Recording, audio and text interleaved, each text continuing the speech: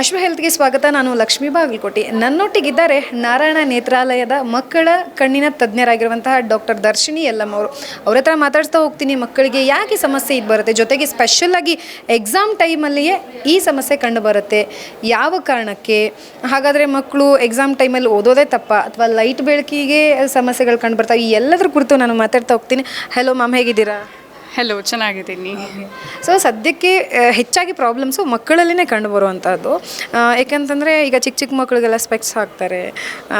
ಅದರಲ್ಲೂ ನೋಡಿದಾಗ ಅಯ್ಯೋ ಇಷ್ಟು ಚಿಕ್ಕ ಮಗುಗೆ ಸ್ಪೆಕ್ಸ್ ಬಂದಿದೆನೋ ಅಂತ, ನಂಬರ್ಸ್ ಬಂದಿದೆನೋ ಅಂತ ಬೇಜಾರು ತಂದೆ ತಾಯಿಗಳಲ್ಲಿರುತ್ತೆ. ಸ್ಪೆಷಲಾಗಿ ಎಕ್ಸಾಮ್ ಟೈಮಲ್ಲೇ ಯಾಕೆ ಓದೋದ್ರಿಂದನ ಯಾಕೆ ಮ್ಯಾಮ್ ಈ ಸಮಸ್ಯೆ ಕಂಡು ಬರೋದು?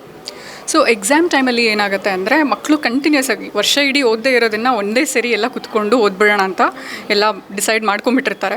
ಕಂಟಿನ್ಯೂಸ್ ಆಗಿ ಹತ್ರದ್ದೇ ನೋಡ್ತಾ ಇದ್ದಾಗ ಏನಾಗುತ್ತೆ, ಕಣ್ಣಿನ ಫೋಕಸಿಂಗ್ ಮಸಲ್ಸ್ ಅಂತ ಹೇಳ್ತೀವಿ, ಅದು ಸ್ಪಾಸಮ್ಗೆ ಒಳಗಾಗ್ಬಿಡುತ್ತೆ. ಅವಾಗ ಸಡನ್ನಾಗಿ ದೂರದ್ದು ನೋಡಿದ್ರೆ ಟೆಂಪರರಿಲಿ ಯಾಕೋ ದೂರದೆಲ್ಲ ಬ್ಲರ್ ಕಾಣ್ತಿದೆ ಅಂತ ಆಗ್ಬೋದು. ಅದಲ್ದಲೇ ಇದು ಟೆಂಪರರಿ ಆದರೆ ಪರ್ಮನೆಂಟ್ಲಿ ಹತ್ರದ್ದೇ ಕೆಲಸ ಮಾಡ್ತಾ ಇದ್ದಾಗ ಏನಾಗುತ್ತೆ, ಕಣ್ಣಿನ ಅಳತೆ ಜಾಸ್ತಿ ಆಗಿಬಿಡುತ್ತೆ. ಆವಾಗ ದೂರದೃಷ್ಟಿ ದೋಷ ಅಥವಾ ಮಯೋಪಿಯಾ ಅಂತ ಹೇಳ್ತೀವಿ. ಸೊ ಈ ಸಮಸ್ಯೆ ಕಂಡುಬರುತ್ತೆ. ಇಂಥ ಮಕ್ಕಳಿಗೆ ನಾವು ಕನ್ನಡಕ ರೂಪದಲ್ಲಿ ಗ್ಲಾಸಸ್ನ ಕೊಟ್ಟಾಗ ಅವ್ರಿಗೆ ದೂರದೆಲ್ಲನೂ ಚೆನ್ನಾಗಿ ಕಾಣಿಸೋಕ್ಕೆ ಶುರು ಆಗಿಬಿಡುತ್ತೆ. ನಾವು ಎಷ್ಟೋ ಮಕ್ಕಳಿಗೆ ಹೇಳ್ತೀವಿ ಕಂಟಿನ್ಯೂಸ್ ಆಗಿ ಓದಬೇಡಿ, ಮಧ್ಯ ಬ್ರೇಕ್ಸ್ ತೊಗೋಬೇಕು. ಒಂದು 20-20-20 ರೂಲ್ ಅಂತ ಇದೆ. ಅಂದರೆ 20 ನಿಮಿಷಕ್ಕೆ ಒಂದು ಸರಿ ನೀವು ಓದುವಾಗ ಅಥವಾ ಹತ್ರದ ಕೆಲಸ ಮಾಡುವಾಗ 20 ಸೆಕೆಂಡ್ವರೆಗೂ 20 ಅಡಿ ದೂರ ಇರುವಂಥ ಒಂದು ವಸ್ತುನ ನೋಡಬೇಕು. ಅವಾಗ ಏನಾಗುತ್ತೆ, ಕಣ್ಣಿನ ಫೋಕಸಿಂಗ್ ಮಸಲ್ಸ್ಗೆ ಸ್ವಲ್ಪ ರಿಲ್ಯಾಕ್ಸೇಷನ್ ಸಿಗುತ್ತೆ. ದೂರದ್ದು ನೋಡ್ತಾ ಇದ್ದಾಗ ನಿಮಗೂ ಸ್ವಲ್ಪ ಬರೀ ನೋಡೋದಲ್ಲ, ಓಡಾಡ್ಕೊಂಬಂದರೆ ಮೈ ಎಲ್ಲನೂ ಸ್ವಲ್ಪ ರಿಲ್ಯಾಕ್ಸ್ ಆಗುತ್ತೆ, ಬೇರೆ ಮಸಲ್ಸ್ಗೂ ಸ್ವಲ್ಪ ಆ್ಯಕ್ಟಿವೇಶನ್ ಸಿಕ್ಕಂಗೆ ಆಗುತ್ತೆ. ನಿಮಗೂ ನಿದ್ದೆ ಬರ್ತಾ ಇದ್ದರೆ ಸರಿ ಹೋಗುವಂಥ ಚಾನ್ಸಸ್ ಇರುತ್ತೆ.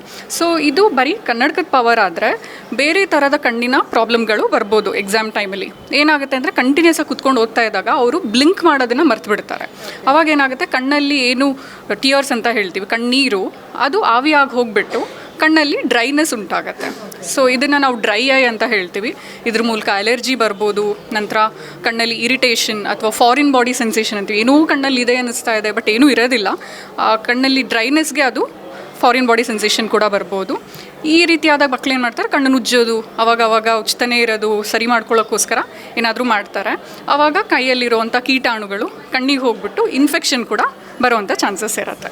ಮ್ಯಾಮ್, ಈಗ ಎಕ್ಸಾಮ್ ಟೈಮಲ್ಲೇ ಸಮಸ್ಯೆ ಕಂಡು ಬರ್ತವೆ ಅಂತ ತಾವು ಹೇಳಿದ್ರಿ. ಸೊ ಇದ್ರ ಜೊತೆಗೆ ಇತ್ತೀಚಿನ ಬೆಳವಣಿಗೆ, ಯಾಕಂದರೆ ನಾವೆಲ್ಲ ಡಿಜಿಟಲ್ ಯುಗದಲ್ಲಿದ್ದೀವಿ. Without phone, without laptop we can't do anything. So that ಏನು ಮಾಡ್ತಾರೆ, ಅದು ಎಲ್ಲೋ ಪಾರ್ಟ್ ಆಫ್ ಆಗ್ತಾ ಇದೆಯಾ? ಯಾಕಂದರೆ ತುಂಬ ಮೊಬೈಲ್ ನೋಡ್ತಾರೆ, ನೋಟ್ಸ್ಗಳನ್ನು ಮೊಬೈಲಲ್ಲೇ ಕಳಿಸ್ತಾರೆ, PDF ಇರ್ತವೆ. ಸೊ ಅಂಥ ಸಂದರ್ಭದಲ್ಲಿ ಈಗ ಎಷ್ಟೋ ಜನಕ್ಕೆ ನಂಬರ್ಸ್ ಇರಲ್ಲ, ಅವರೆಲ್ಲ ಏನು ಮಾಡಬೇಕು, ನಂಬರ್ಸ್ ಇಲ್ಲದೆ ಇರೋರು?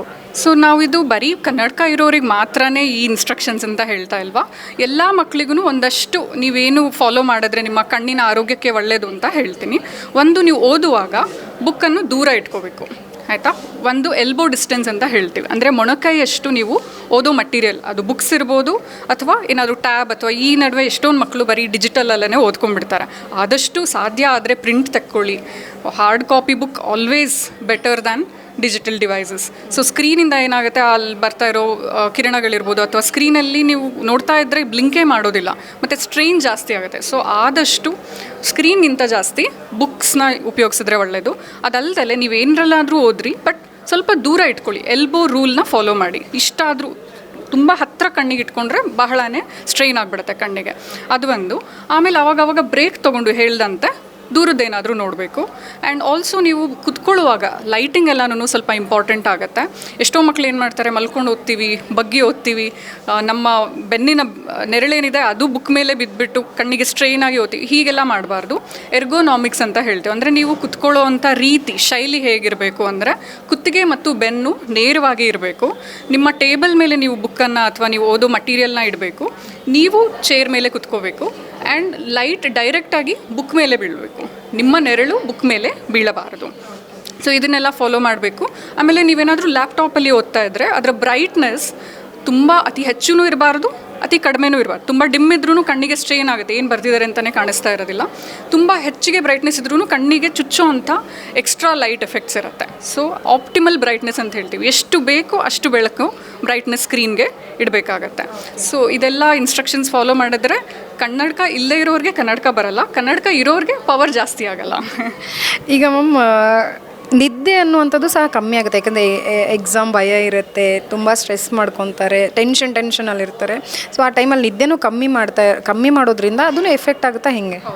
ಸೊ ಏನಾಗುತ್ತೆ, ಎಷ್ಟೋ ಮಕ್ಕಳು ಬರ್ತಾರೆ ಸ್ವಲ್ಪ ಸೀರಿಯಸ್ ಫೇಸ್ ಆಫ್ ಲೈಫ್. ಯಾರು SSLC PUC ಇರೋ ಮಕ್ಕಳು ಏನು ಮಾಡ್ತಾರೆ, ನಾನು ರಾತ್ರಿ ಇಡೀ ಓದ್ಬಿಟ್ಟೆ, ನಾಳೆ ಎಕ್ಸಾಮ್ ಇದೆ ಅಂತ ಟೆನ್ಷನಿಗೆ ನಿದ್ದೆನೇ ಬರ್ತಿಲ್ಲ, ಈ ರೀತಿ ಎಲ್ಲ ಬರ್ತಾರೆ. ಅವರಿಗೆ ನೆಕ್ಸ್ಟ್ ಡೇ ಅಂತೂ ಒಂದು ಕಣ್ಣಿನ ಸ್ಟ್ರೈನ್ ಇರುತ್ತೆ, ರೆಡ್ ಆಗಿರುತ್ತೆ, ನೋಡೋಕ್ಕಾಗ್ತಾ ಇರಲ್ಲ, ಅಥವಾ ಬಿಸಿಲಿಗೆ ಹೋದ್ರೆ ಸ್ವಲ್ಪ ಕಣ್ಣು ಬಿಡೋದಕ್ಕಾಗೋದಿಲ್ಲ, ಇಂಥ ತೊಂದರೆ ಬರ್ಬೋದು. ಇನ್ನೊಂದು ಅವರ ಪ್ರೆಸೆನ್ಸ್ ಆಫ್ ಮೈಂಡ್. ಎಷ್ಟು ನಿದ್ದೆ ಮಾಡಿದ್ರೆ ನೀವು ಫ್ರೆಶ್ ಇರ್ತೀರಲ್ಲ ನೆಕ್ಸ್ಟ್ ಡೇ, ಅಷ್ಟು ಇರೋದಿಲ್ಲ. ನೀವು ನಿದ್ದೆ ಮಾಡಲಿಲ್ಲ, ನಿದ್ದೆ ಕಡಿಮೆ ಆಯಿತು ಅಂದರೆ ಒಂದು ನಿಮಗೆ ಓದಿದೆಲ್ಲ ಲಾಂಗ್ ಟರ್ಮ್ ಮೆಮೊರಿಗೆ ಶಿಫ್ಟ್ ಆಗೋದು ನಿದ್ದೆ ಮಾಡಿದಾಗಲೇ. ಮಿನಿಮಮ್ 6-7 ಗಂಟೆ ಎಲ್ಲ ಮಕ್ಕಳು ದಯವಿಟ್ಟು ಮಲ್ಕೋಬೇಕು. ಇಲ್ಲಾಂದರೆ ಏನಾಗುತ್ತೆ, ನಾಳೆ ಎಕ್ಸಾಮ್ ಇದೆ, ನಾನು ಮಲ್ಗಲ್ಲ, ರಾತ್ರಿ ಇಡೀ ಓದ್ತೀನಿ ಅಂದರೆ ನೀವು ಓದಿದೆಲ್ಲ ಮರ್ತೋಗ್ತಾ ಹೋಗುತ್ತೆ. ಆಮೇಲೆ ನಿಮ್ಮ ಕಂಪ್ಲೀಟ್ ಸೆಲ್ಫ್ ನೀವು ಎಕ್ಸಾಮ್ ಬರೆಯುವಾಗ ನಿಮ್ಮ ಅಲರ್ಟ್ನೆಸ್ ಇರೋದಿಲ್ಲ, ನಿಮಗೆ ಏನು ಕಾನ್ಸಂಟ್ರೇಷನ್ ಎಬಿಲಿಟಿ ಇರುತ್ತೆ ಅದೆಲ್ಲ ಸ್ವಲ್ಪ ಕಡಿಮೆ ಆಗ್ತಾ ಹೋಗ್ತಾ ಇರುತ್ತೆ. ಸೊ ನಿದ್ದೆ ಬಹಳ ಮುಖ್ಯ. ನಿದ್ದೆ ಎಲ್ಲರೂ ದಿನಕ್ಕೆ 7 ಗಂಟೆ ಆದ್ರೂ, ಅದು ಕಂಟಿನ್ಯೂಸ್ ಅಂತ ಹೇಳ್ತೀವಿ, ಅನ್ಇಂಟರಪ್ಟೆಡ್ ಸ್ಲೀಪ್ ಅಂದರೆ ಮಧ್ಯೆ ಮಧ್ಯೆ ಎದ್ದೊಳೋದು, ಮತ್ತೊಂದು ಸ್ವಲ್ಪ ಓದೋದು, ಮತ್ತೆ ಮಲ್ಕೊಳ್ಳೋದು, ಈ ರೀತಿ ಮಾಡಿದ್ರೆ ಕಣ್ಣಿಗೆ ಇನ್ನೂ ಸ್ಟ್ರೈನ್ ಆಗುತ್ತೆ. ಮತ್ತು ನಿಮಗೂ ಒಂದು ಪೂರ್ತಿ ನಿದ್ದೆ, ರಾತ್ರಿ ನಿದ್ದೆ ಮಾಡಿದ್ದು ಒಂದು ಕಂಪ್ಲೀಟ್ ಫೀಲಿಂಗ್ ಇರುತ್ತಲ್ವ, ಒಂದು ತೃಪ್ತಿ, ಅದು ಸಿಗೋದಿಲ್ಲ. ಅವಾಗ ಏನಾಗುತ್ತೆ, ಬರೀ ನಿಮ್ಮ ಕಣ್ಣಿಗಷ್ಟೇ ಪ್ರಾಬ್ಲಮ್ ಅಲ್ಲ, ತಲೆನೋವು ಬರ್ತಾ ಇರುತ್ತೆ, ನಿಮ್ಮ ಓವರಾಲ್ ಮೆಂಟಲ್ ಎಬಿಲಿಟಿ ಕಡಿಮೆ ಆಗಿಬಿಡುತ್ತೆ. ಸೊ ಆದಷ್ಟು ಮಕ್ಕಳು ನಿದ್ದೆಗೆಟ್ಟು ಓದೋದು ಇದನ್ನೆಲ್ಲ ಮಾಡಬಾರ್ದು. ಈಗ ಸೊ ಇಡೀ ವರ್ಷ ಏನು ಓದಬೇಕು ಅದನ್ನು ಅವತ್ತವತ್ತೇ ಓದ್ಕೊಂಡ್ಬಿಟ್ರೆ ಒಳ್ಳೆಯದು. ಎಲ್ಲ ಕೊನೆ ವಾರಕ್ಕೆ ಇಟ್ಕೊಂಡ್ಬಿಟ್ಟು ನಿದ್ದೆಗೆಟ್ಟು ಓದೋದು ಇದೆಲ್ಲ ಮಾಡಿದ್ರೆ ನಿಮಗೆ ಸ್ವಲ್ಪ ತೊಂದರೆ ಆಗತ್ತೆ.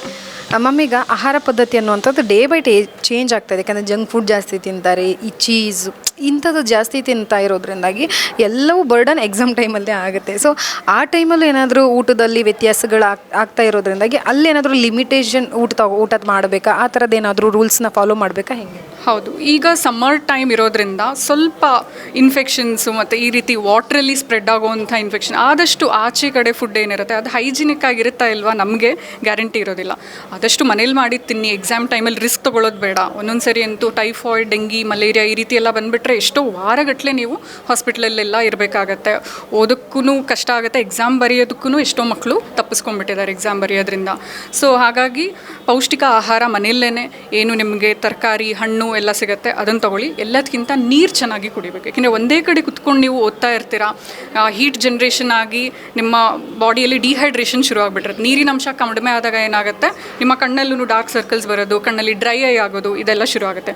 ಸೊ ಊಟ ಮತ್ತು ನೀರು, ನಿದ್ದೆ ಇವೆಲ್ಲ ಬೇಸಿಕ್ ನಮ್ಮ ಬಾಡಿ ಅವಶ್ಯಕತೆಗಳೇನಿದೆ ಅದನ್ನು ನೀವು ಚೆನ್ನಾಗಿ ಇಟ್ಕೊಂಡ್ರೆ ನೀವು ಎಕ್ಸಾಮಲ್ಲೂ ಚೆನ್ನಾಗಿ ಪರ್ಫಾರ್ಮ್ ಮಾಡ್ಬೋದು.